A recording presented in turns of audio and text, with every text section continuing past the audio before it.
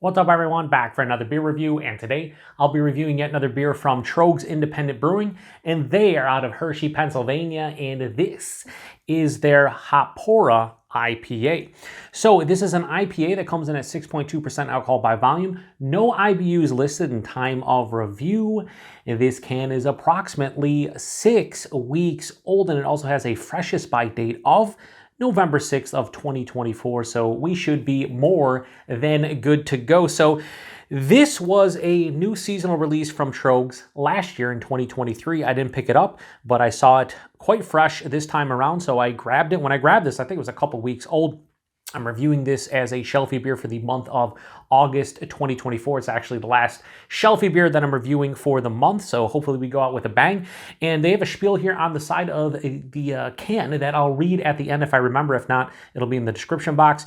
But the hops they're using this one are Citra, Solero, and Chinook. And I've had a couple beers with Solero in them, and I have not reviewed any, however. So I'm excited to see what this one's all about. Seems like a little bit of new school with an old school twist.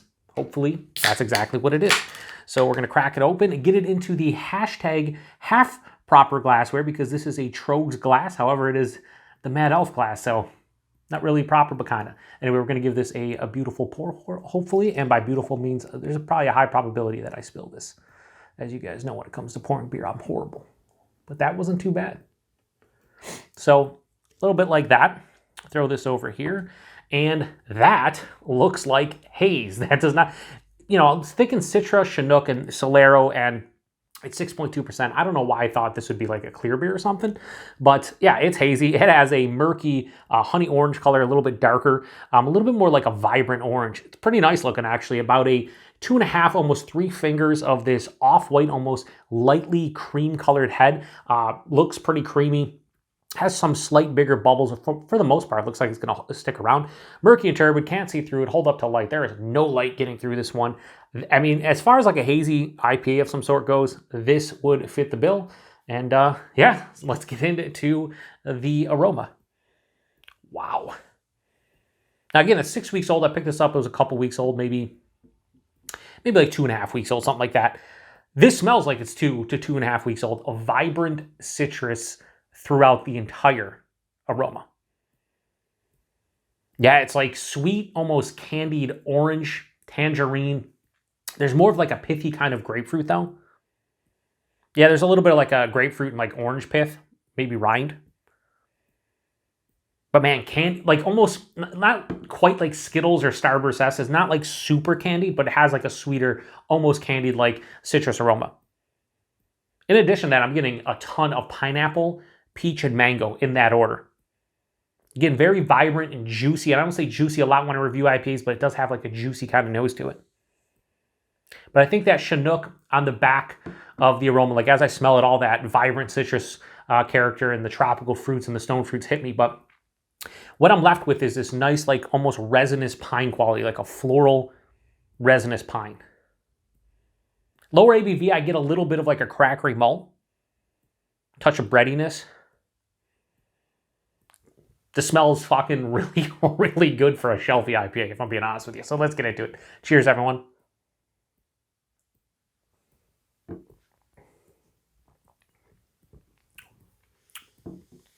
All right, so what happens with a lot of these shelfie IPAs, and even some IPAs that maybe have a big dry hopping or just have the aromatics that this beer had, a lot of times the taste falls short, and it does here, but not substantially. It's just a little bit of letdown compared to the nose.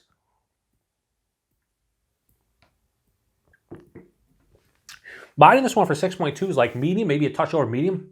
There is a heft here, really nice. The mouthfeel is soft, smooth, and creamy. Not upper echelon as far as mouthfeels go, but really nice. So body and mouthfeel are probably the best thing about this beer as we speak, because the taste, the nose carries over, but it's a bit muted from the nose, which is why I said that the nose was better. So right at the forefront, crackery malt, dives underneath the palate, omnipresent, never steps in the way, with you for the entire ride, but it does what it needs to do. Right after that, citrus, And in the taste, not really super candied or anything. That was more of a nose thing because in the taste, it's grapefruit pith, grapefruit rind, orange peel. It has like almost a pithy bitterness, middle of the tongue, the first third of the palate. Middle of the palate's where the sweeter fruits hit, and it's the tropical and stone fruits. In order, in the nose, I think I said, what did I say? Pineapple, mango, peach, or maybe it was pineapple, peach, mango. In the taste, though, for me, it's mango, peach, pineapple. It's those three specific fruits.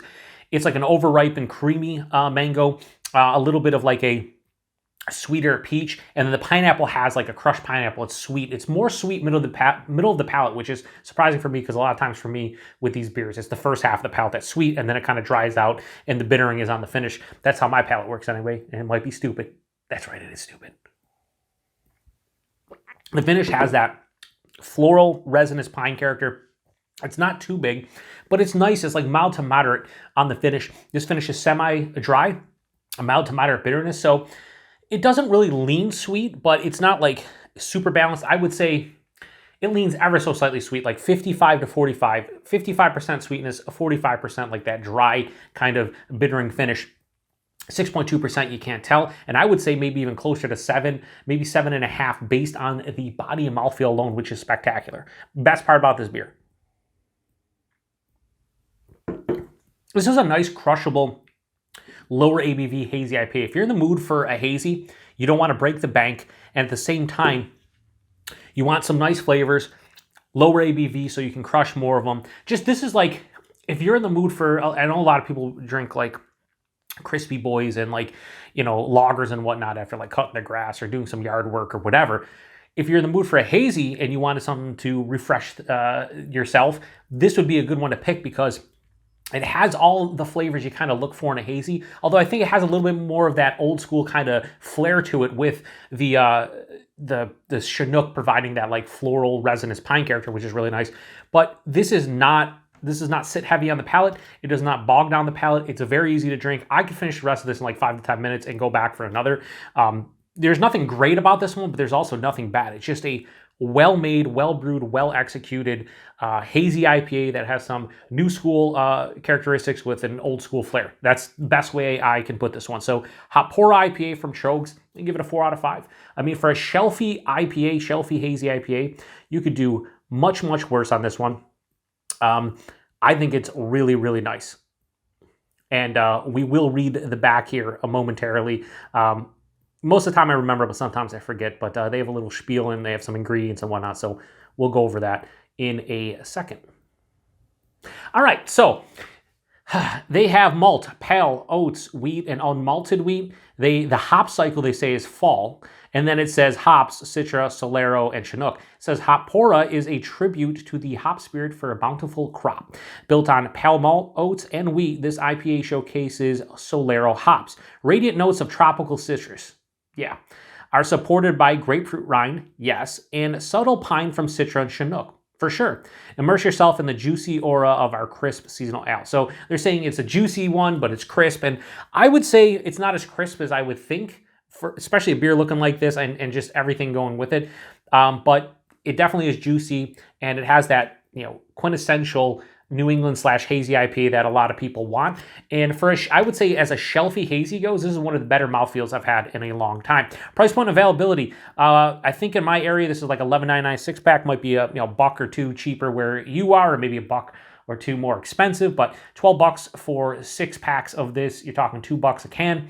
All day, every day. And then availability, it's Tröegs. Pretty sure they have a beer finder. For the most part, you can find Tröegs in the vast majority of like the Northeast, Mid-Atlantic, kind of New England region, maybe a little bit down to the South. But here in Buffalo, New York, we've been getting their stuff for as long as I've been drinking craft beer, so like 14, 15 years. And you know what? They're probably one of my favorite breweries as a whole when it comes to being like a shelfy brewery that you can pick up pretty much everywhere, grocery stores and the whole nine. So if you've had this one before, please post in the comment section. Let me know what you thought about it. Like I said, this was a new seasonal in 2023. I grabbed it this year, and I'm not disappointed. And that wraps up Shelfie Beer Reviews for the month of August. We'll be bringing them back in September with a whole new crop of beers. I think there's only 8 Tuesdays and Fridays in September, so I'm only have 8 beers, so we'll have to choose wisely. Anyway, appreciate everybody stopping by for another beer review here on the Beer Patrol. To the next one.